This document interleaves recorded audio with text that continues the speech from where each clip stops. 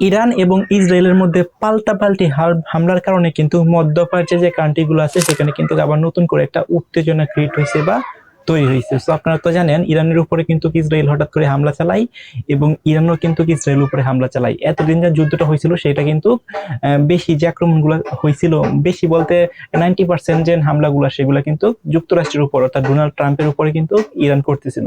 কিন্তু হঠাৎ করেই কেন ইরান ইসরায়েলের দিকে তাক করলো? কারণ ইরান কিন্তু একটা প্রথম থেকে ইসরায়েল এবং যুক্তরাষ্ট্র কিন্তু এক হয়ে কিন্তু প্রথম দিকে ইরানের উপরে হামলাগুলো চালাইছিল।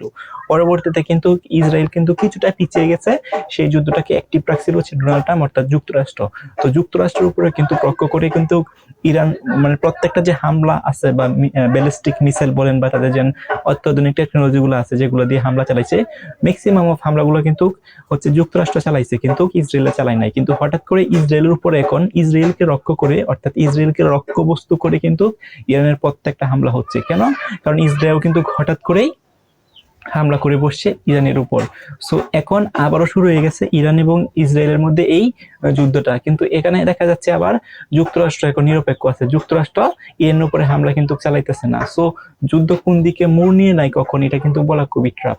এখন আরেকটা বিষয় উঠে এসেছে সেখানে, যে ইরান এবং ইসরায়েলের মধ্যে যে যুদ্ধটা হয়েছে এটার কারণে মধ্যপ্রাচ্যের যে কান্ট্রিগুলো আছে সেগুলোও কিন্তু এখন টান টান উত্তেজনা হয়ে গেছে। কারণ আপনারা তো জানেন যে যুক্তরাষ্ট্র যদি ইসরায়েলের উপরে হামলা করে তাহলে কিন্তু যুক্তরাষ্ট্রের সাথে মধ্যপ্রাচ্যের যে দেশগুলো আছে সৌদি আরব, ওমান, এরপর সংযুক্ত আরব আমিরাত, কুয়েত, এই যে দেশগুলো আছে বা মধ্যপ্রাচ্যের আরো যে দেশগুলো আছে সেগুলো কিন্তু যুক্তরাষ্ট্রের পক্ষে থাকে এবং যুক্তরাষ্ট্র নিয়ে পক্ষে নাই।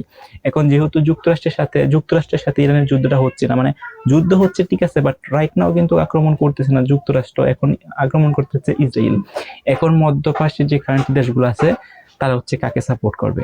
এখন কি ইসরায়েলকে সাপোর্ট করবে না যুক্তরাষ্ট্রকে সাপোর্ট করবে? এটা কিন্তু এখন ডিফেন্স করতেছে যুক্তরাষ্ট্রের উপর। এখন যুক্তরাষ্ট্র যে সিদ্ধান্ত নিবে মধ্যপ্রাচ্যের যে দেশগুলো আছে সেগুলো কিন্তু সেই দিকেই যাবে। কারণ এই মধ্যপ্রাচ্যের কান্ট্রিগুলো কিন্তু ডোনাল্ড ট্রাম্পকে শক্তিশালী বানাইছে। কারণ মধ্যপ্রাচ্যের কান্ট্রির যে শক্তি আছে সেই শক্তি ব্যবহার করে কিন্তু ডোনাল্ড ট্রাম্প তাদের যে নিজস্ব শক্তিশালী বা নিজের যে মতামত আছে সেগুলোকে নিতে পারে এবং তার উপরে কোনো কিছু কথা চলে না। সো মধ্যপ্রাচ্যের কান্ট্রিগুলো ডোনাল্ড ট্রাম্প বা যুক্তরাষ্ট্রের বিপক্ষে চলে যায় তাহলে হয়তো বা এতটা শক্তিশালী কিন্তু ডোনাল্ড ট্রাম্প হতে পারতো না। সো মধ্যপ্রাচ্যের যে কান্ট্রিগুলো আছে সেগুলাই কিন্তু ডোনাল্ড ট্রাম্পকে কিন্তু এতটা শক্তিশালী বানাইছে। এখন ডোনাল্ড ট্রাম্প কিন্তু একটা সিদ্ধান্ত নিবে আসলে কি ঘটনা ঘটাইবে। যদি ডোনাল্ড ট্রাম্প বলে যে ইসরায়েলের পক্ষে নিত তাহলে হয়তো মধ্যপ্রাচ্যের যে কান্ট্রিগুলো আছে সেই মধ্যপ্রাচ্যের কান্ট্রিগুলো কিন্তু ইসরায়েল হয়ে আবার পক্ষে নিয়ে কিন্তু সবাই মিলে কিন্তু ইরানের উপরে হামলা করার সম্ভাবনা কিন্তু আছে। এখন সময় বলে দিবে আসলে যুদ্ধটা কোন দিকে